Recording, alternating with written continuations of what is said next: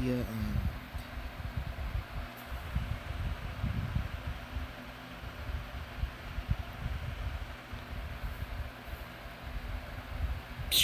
8:07 a.m., 21st of November, 1960.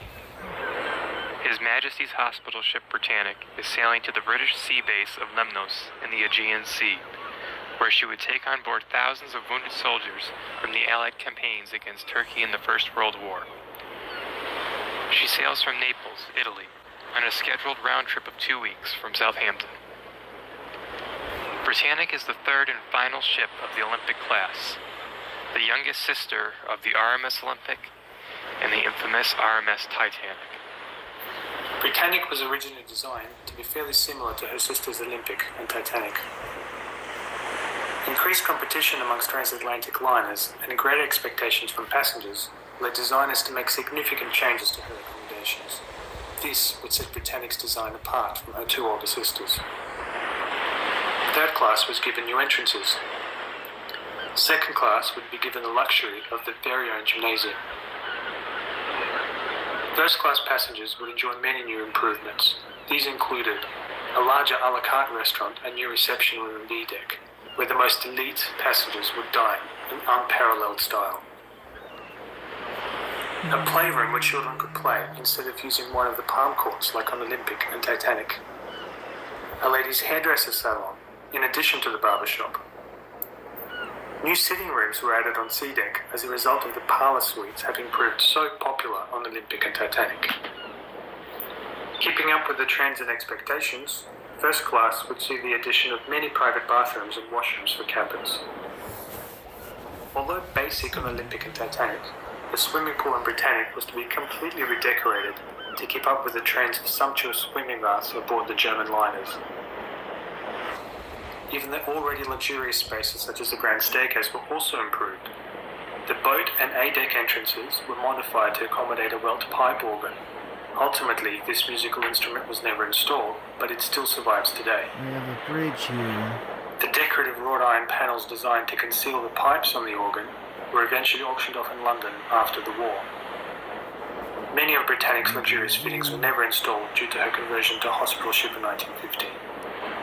These were sold off over 3 separate auctions in London and Belfast in 1919.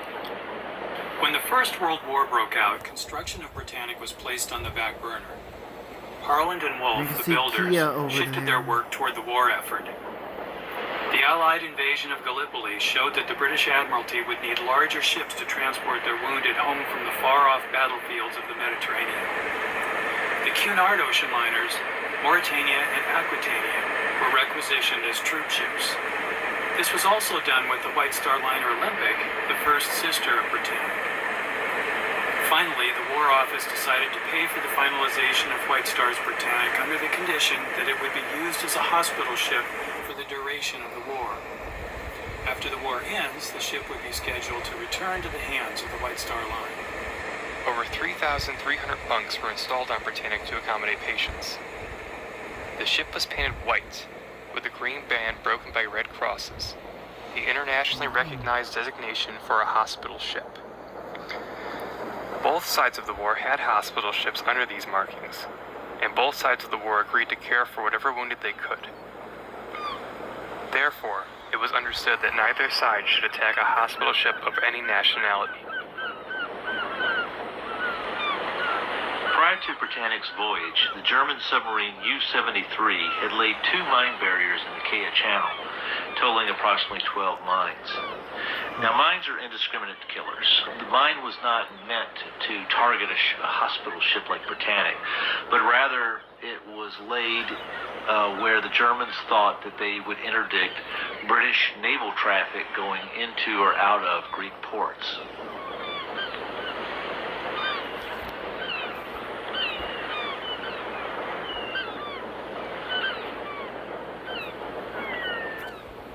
My name is Corporal Jack Wall, of the Royal Army Medical Corps. I had just finished breakfast and had come up on deck. I sat down on the hatchway while one of our chaplains, with his map out, was showing us different places of interest on the nearby shoreline.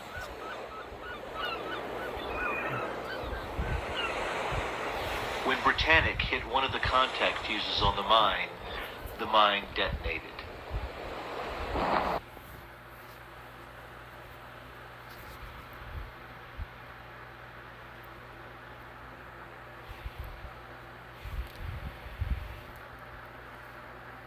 Just look for the sinking scene that's about to unfold.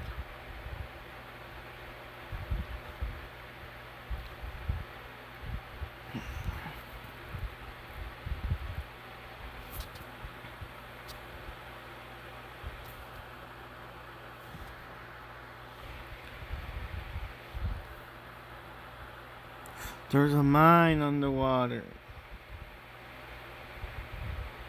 It's small. Oh God, we're gonna hit it.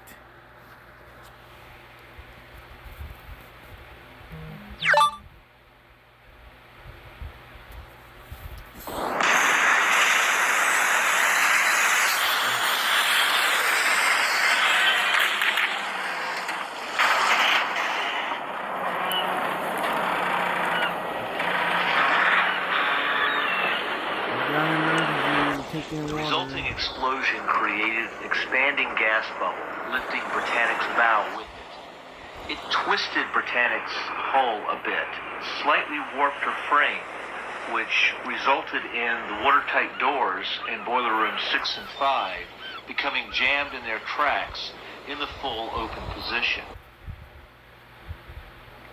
The boat lifted twice, and everything seemed to dance. And the fumes from the explosion temporarily blinded me. 5th Officer Gordon Fielding. Some were killed by the explosion itself. In the steward's quarters, the bunks fell down on top of the men, and everything collapsed, while I believe the emergency staircase was blown away. The water ran in great volumes to the forward compartments. The fumes in the alleyways were something stifling. Not sulfurous, but something poisonous and unearthly. Assistant Chief Engineer, Joseph Wolfe.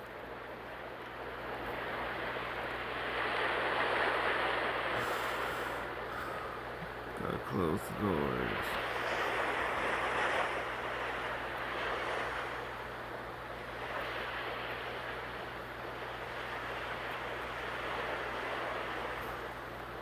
My first impression was that we had hit a mine and we would probably be safe. I gave orders to clear the lifeboats and have them made ready to be sent away should it necessitate. Captain Charles Bartlett, HMHS Britannic, 21st of November 1916. Captain Charles Bartlett came onto the bridge still wearing his pajamas. His first orders were to sound the emergency quarters alarm and to close the watertight doors.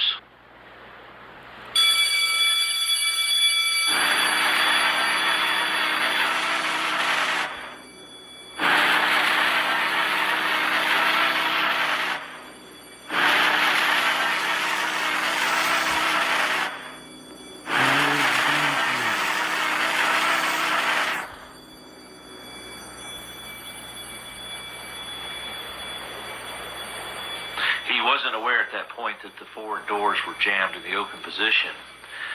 He ordered the engines to stop and the lifeboats to be swung out and readied for lowering. At the same time, he gave the order to the wireless telegraph operators to send out an SOS call for distress. I ordered the sending out of the SOS signal by wireless, but we were not receiving any replies whatsoever. We were for a while under the impression that the apparatus was down altogether, but they continued sending the messages out regardless of response. What the wireless operator didn't know is that the explosion had caused Britannic's hull to flex a bit, whipping the foremast and breaking some of the connections between the wireless aerial strung between the masts and the transmitter in the ship's silent room. What this meant was that Britannic could still send out an SOS message, but she could not receive any replies. Patron, they line 4 oars. A little bit of hope that I felt. I can't explain it.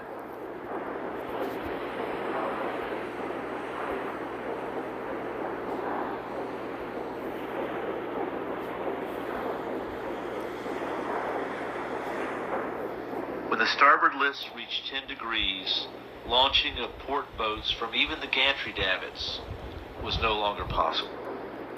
Crews on that side gave up trying to lower boats and began throwing deck chairs and life rafts into the water below. And despite the growing list, it seemed to the crew on board that the rate at which Britannic was sinking had slowed. So Captain Bartlett ordered the lifeboat launcher to be paused, and the engine started again in an attempt to reach Kea Island.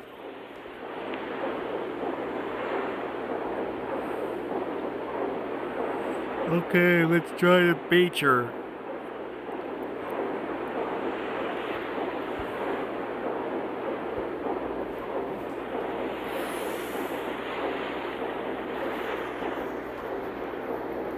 She turned a bit.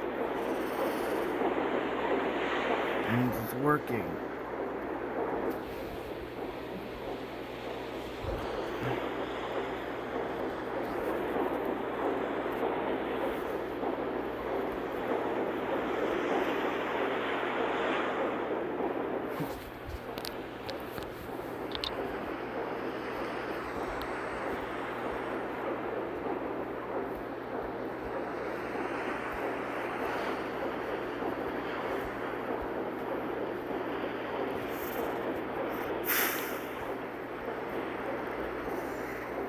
And first boat from the gantries.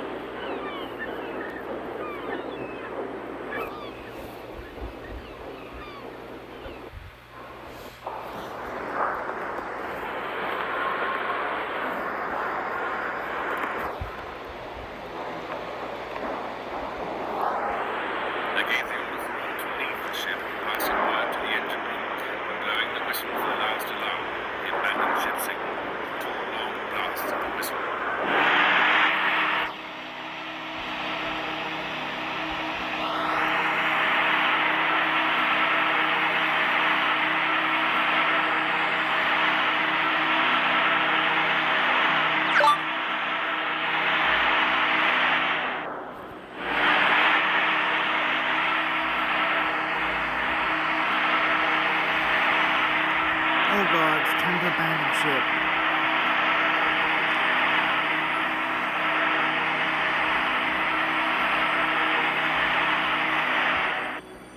She seemed just like a pitiful, dumb animal tortured, her sirens blasting for help up to the very last. Captain C.A. Bartlett, the commander of the Britannic, stayed on the bridge giving orders to the officers through his speaking megaphone as the ship was going down under his feet. He not leave until the water lapped over him. The ship was sinking very quickly now, going long distance to now. The sea was keep on the bridge. This is the commander Dyke had reported to me that he left the ship. I told him to go. Shortly after I followed him. We barely left the bridge. We came up to the bridge and ran through the starboard side. The fellows fell just enormously. One of the quartermasters masters had gone below early in the sinking to find supplies of bread from the ship's pantries to stock the lifeboats. He came out onto the deck to find the bridge submerged and the ship rapidly dropping in the water. He dropped the bread and leapt into the sea with mere seconds to spare before the vessel had disappeared. Oh God, she's dropping.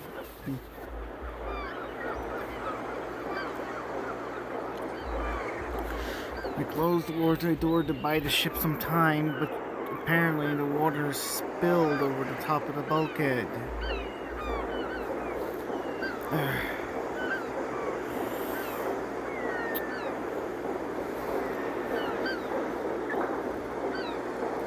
This is gonna be very dangerous.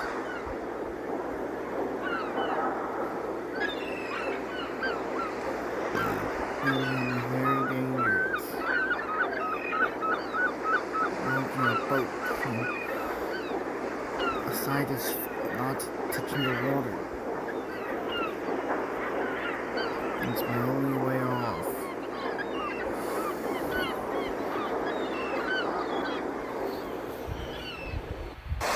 The sea, find supplies of up the bread, and leapt into the sea with mere seconds to spare before the vessel had disappeared. When we reached the deck, the foremost of the four funnels was touching the water.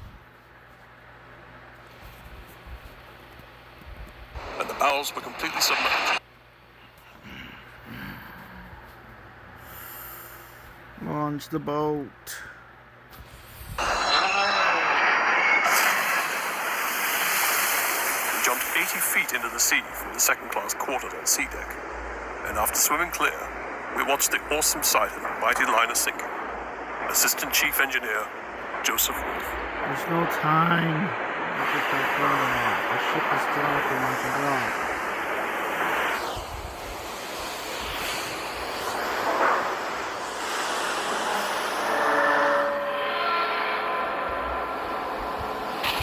The grand staircase is flooded, along with the first-class gym.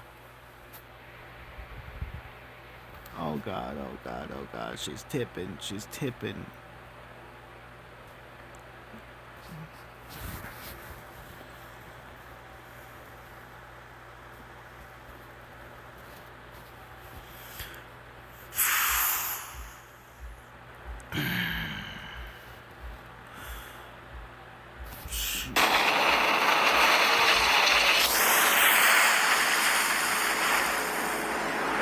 It was indeed sad to watch our ship, slowly but surely sinking. We could hear her boilers rumbling off like thunder into the water, and her immense funnels, through which one could have driven a coach and four, were ripped up with as little difficulty as tearing a piece of paper.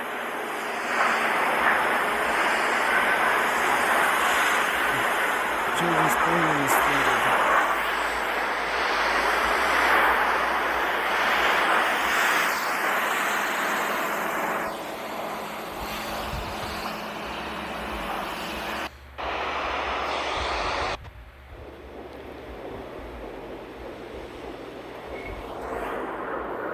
Check the engine room.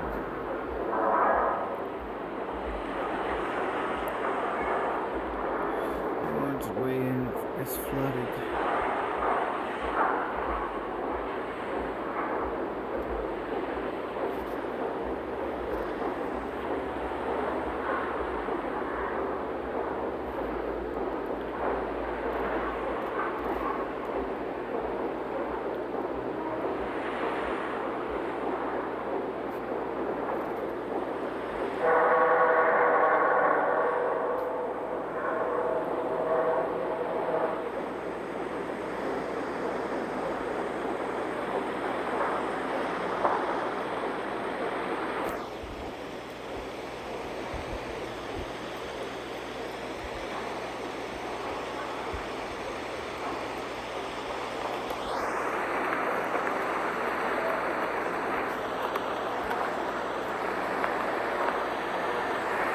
Maybe we have a chance to launch one last boat.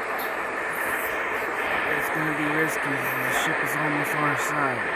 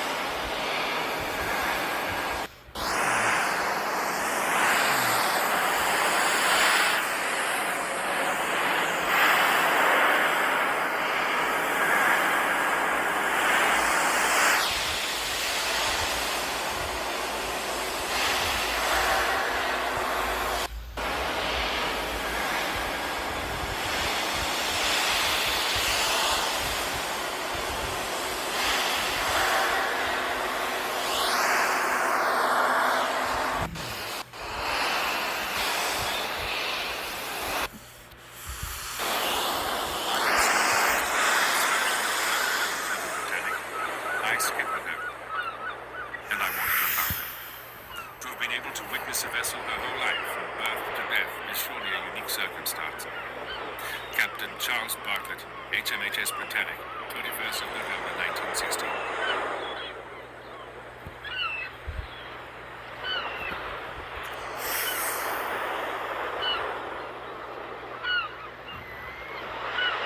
His Majesty's hospital ship Britannic sank in 55 minutes. 3 times the time it took for the Lusitania to sink, but only a third of the time it took for the Titanic to go down. Out of 1,066 souls on board, there were only 30 casualties in the sinking, far fewer than most other shipwrecks of this size. 21 were members of the crew, and 9 were members of the Royal Army Medical Corps. Britannic remains the largest passenger shipwreck on the ocean floor.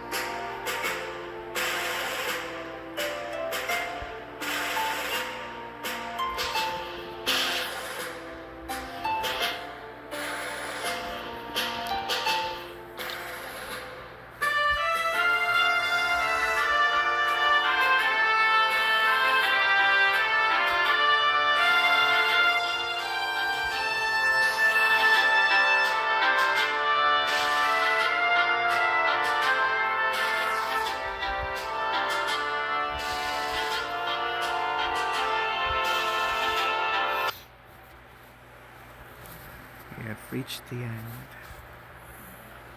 We have Britannic on her side. Survivors being rescued. This was a great tragedy. Plus 100 money. You have survived.